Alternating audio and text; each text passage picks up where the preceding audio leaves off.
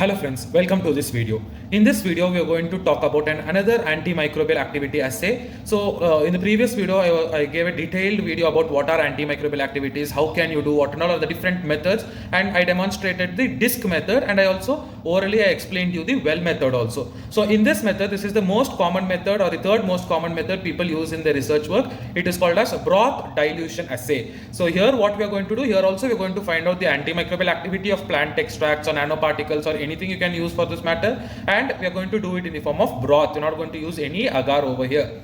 So in that first video, please do go watch for those who haven't watched. So there I have given introduction about what are antimicrobial activity, why should we do them, how do we do them. So all the basic things and the introduction part are given in that video. So in this video, I am just going to explain the second method or the third most common method that we use, that is the broth dilution method. So before moving into this demonstration, before demonstrating this method, let me explain you the background principle and the concept, theoretical concept over here.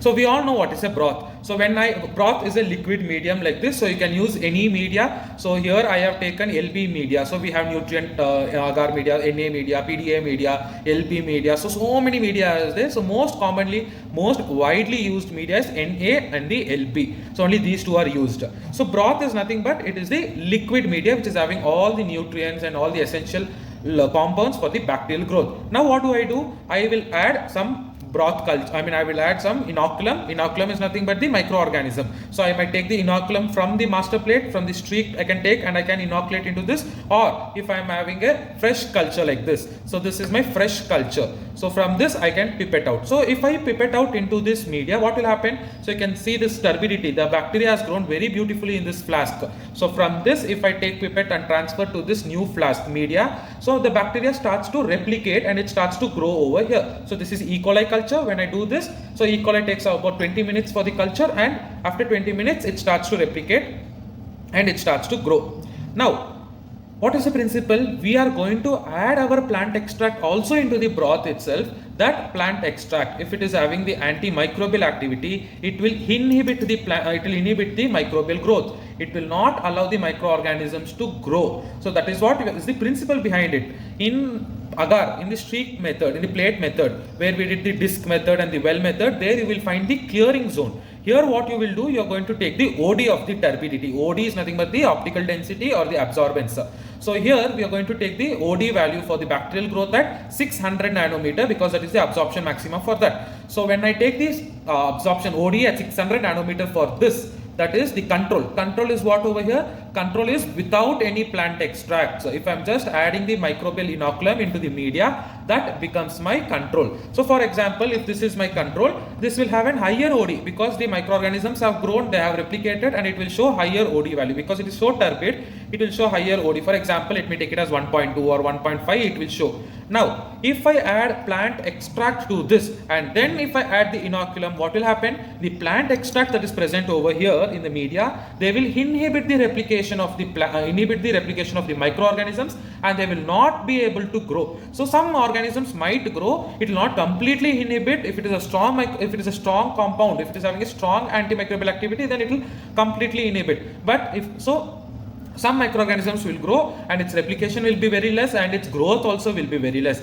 So when I take the OD of this with plant extract, so if the control is showing 1.2, then this will show either 0.8 or 0.7 or 0.6. So lower the OD value, higher is the antimicrobial activity for that plant extract. So I hope this principle is clear. Lower the OD value, higher is the antimicrobial activity. So there is one formula to calculate the percentage, which I will say in the end. So now this is the theoretical concept, or this is the principle. Now how do we proceed this? How do I do this experiment? What and all are the things required? So as I said, you need a fresh culture, 24-hour fresh culture. So don't take the culture which was stored in your freezer or which was stored in the cold room or refrigerator, because they are all not fresh cultures. So if you are having any master plate like that, take a inoculum and take it and inoculate into the media and leave it overnight. Let it grow for overnight, let it grow for 24 hours. So this is the 24-hour culture. Now what I am going to do, this is called as a fresh culture. All the cells will be in actively dividing stage. So from this I am going to pipette out into different concentrations, I mean different test tubes I'm going to pipette out. Why I need different test tube? Whenever I'm going to do the antimicrobial activity for the plant extract, I will take the plant extract in different concentration. So that is left to your convenience. So if you have the stock of 1 mg per ml or 10 mg per ml, highly concentrated plant extract stocks if you're having, then you can go with 50, 100, 150, 200 microliter you can pipette out into different test tubes. Or if the concentration is very less, then you might go with 250, 500, 750, 100 microliter of plant extracts you can take, or even broader range you can take. So the plant extract is it is at your convenience based on what type of work you're doing and what type of extract you're having and all those things.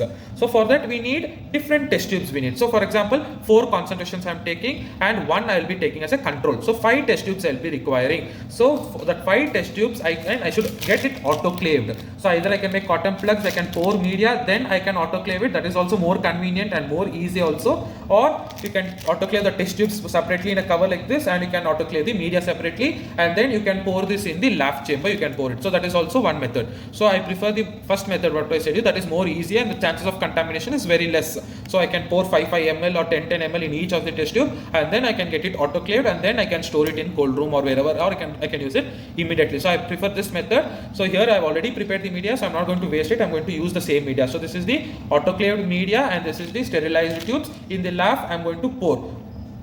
So the media is done. Now inoculum, how much should I take? See, generally different papers will say different methods. So usually, so if I'm pouring 5 ml of media, it is better to take 20 microliters to 50 microliters. We should not take more inoculum, because even if the plant extract is having more antimicrobial activity, since the inoculum is more, so the bacteria will start to grow. So the inoculum should be less. Initially it should be lesser concentration. So it's all trial and error method, students. So you have to do once, twice, thrice to standardize or to optimize your own protocol. I'm just giving you the brief outline. So for your experiment, you have to standardize it. It's all trial and error method. So here I am saying for 50 ml, you can take either 20 microliters or 50 microliters of inoculum. So it has grown very well. It has grown very dense. So I think 20 microliter will do good. So 20 microliter I will take for the 5 ml media. So 5 ml media I'm going to pour, and for all the tubes 5 ml equal media I'm going to pour. For all the tubes 20 microliter of the inoculum I'm going to pipette out. So for that you need a sterile tip box is required. So along with the tips, keep it in the tip box like this and sterilize it, autoclave it. Sterile tips is also required. And if this is autoclavable, so this pipette is autoclavable, so you can also autoclave. Some pipettes are not autoclavable, the parts inside that are not autoclavable. So check whether it is autoclavable or not. It will be mentioned, it's mentioned as autoclavable. So I have to autoclave the pipette as well as tip box. This both I am going to autoclave it and keep it in the lab chamber. Now, after all this is done, I'm going to take my plant extract. So it can be a plant extract, nanoparticles. So nowadays green synthesis research is also going on in a high speed. So whatever it is, or you can take another microorganism also to check the antagonism. So to check another fungal extract or microbial extract also you can take. So you can take any extracts to check the antimicrobial activity in different concentrations. I'm going to take, I'm going to label that properly. And after that, what I'm going to do, I'm going to add the different concentrations of plant extract, and then I'm going to keep it in the shaker. So I'm going to keep it in the orbital shaker for 24 hours or overnight. I'm going to keep it depending upon the time of your organism. Some organisms will grow within 8 to 10 hours or 12 hours is more than enough. Then you have to inoculate by evening before leaving the day, before leaving the lab. If you inoculate it by 7 o'clock or 6 o'clock, if you inoculate it, next day morning by 8 o'clock, it will be done. So that also you can do. Some organisms are fast growing organisms, fastidious organisms like E. coli. They do not require 24 hours, 12 hours, 16 hours, 18 hours is also fine. Some organisms are slow growing. You require more than 24 hours, 36 hours is required. So it depends upon the organism. Now after adding the plant extract to this, I am going to keep it this in the shaker for 24 hours at 37 degrees Celsius, and the speed RPM should be 150 RPM. So at 150 RPM the continuous rotation will happen, so that the growth, it facilitates the growth of the organism. So 150 RPM, 37 degrees Celsius, and you're going to keep it in the shaker for 24 hours. Then after 24 hours I'm going to take the OD. So what will be OD of the control? So after 4 concentrations have there, for all the 4 concentrations different plant extracts I've taken. The 5th tube will be my control tube. In control tube what I'm going to do, if I'm taking 5 ml of media, I'm going to add 20 microliter of inoculum also. So instead of adding plant extract, I'm going to add the solvent that I use to prepare the plant extract. For example, if my plant extract are aqueous extract, then I will add some 1 ml or whatever it is of water I'm going to add. If it is methanol, then I'm going to add methanol. If I'm using chloroform extract, then I'm going to add chloroform extract. So it depends, whatever, because even that extract, that solvent that you used might show antimicrobial activity. So I want to confirm my antimicrobial activity is because of the plant extract extract, or is it because of the solvent? We don't know. So when I keep solvent as a blank, as a control, then I can be sure that it is because of the plant extract compounds and not because of the solvent. So control will be whatever solvent you are using to prepare plant extract, that will be your control. So after doing all these things, I will give you one formula. Using that formula, you can calculate. Next day you are going to take OD at 600 nanometers. So after you take OD, using the formula that I am mentioning now, you can find out the percentage of inhibition activity. Now, after plotting the percentage of inhibition activity, after calculating it, you are going to plot a graph over it. So why we are plotting the graph? We need two things. If you read a research paper, you will need two things that will be mentioned. One is called as IC50 value. What is this IC50 value? It is the inhibitory concentration of 50%. So when I plot a graph, the x-axis will be my concentration, like maybe 50 microgram, 100 microgram, 150 microgram, 200 microgram, 250 microgram, the concentration of the plant extract, and in the y-axis will be my percentage of inhibition. So I want to find out at what concentration 50% of inhibition is happening of my microbial growth. So that is called as IC50 value. At what concentration 50% of inhibition is happening. So when you plot a graph, easily you can find out that. So that is called as IC50 value. Second thing is called as MIC, minimum inhibition concentration. Now I am going to plot different concentrations. I may take from 25 or 10 also I can start. So 10, 20, 40, 60, 80, 100, or even you can go for 120, 180 like that. So now at what is the minimum concentration where the inhibition activity is seen? That is called as my MIC value. It is the minimum concentration where my microorganisms are getting inhibited. That is called as an MIC value. So these two things also you would have been seeing people report this also in research papers. So this is one very good method and very easy method also to do. You just need all the tubes you need and UV spec you need, because we take the values at UV spec. If you are having more samples, you can take the readings at microplate reader also. So in my biochemical methods and all, I've shown you how to use microplate reader. So if you have many samples, in 1 second you get the values for all these samples. You'll get 96 samples, you can get the values at a single stretch. So that is quick enough also, and it is not laborious and tedious. So I prefer that method if I have more samples.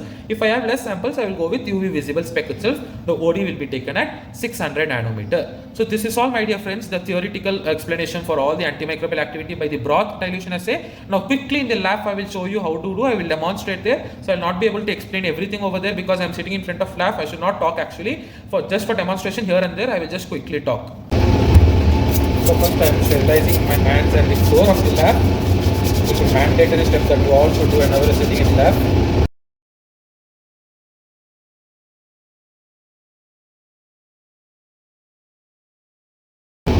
So label them properly, what culture, what media, what is the concentration.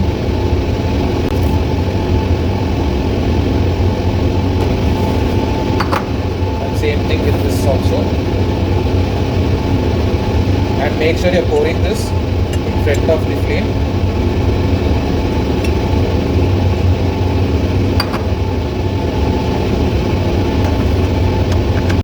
So you can see now all the flasks are having equal volume of the media. After this I am going to add the inoculum. So the inoculum also, so before adding the inoculum, just clean this with the spirit or alcohol, 70% alcohol. I am going to add 20 microliters.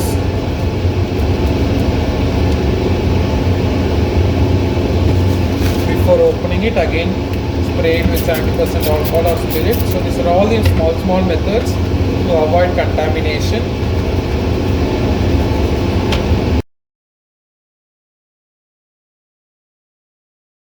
So now I am going to add the inoculum into all these flasks.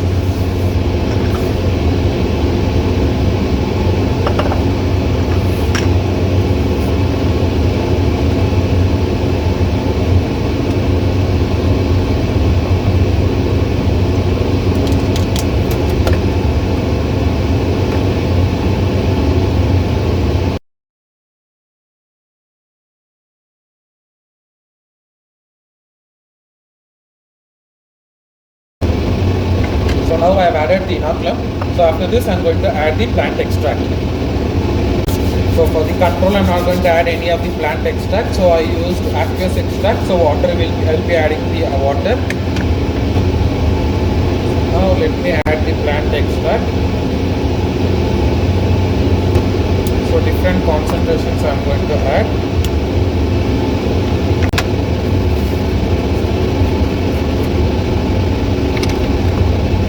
Mix properly.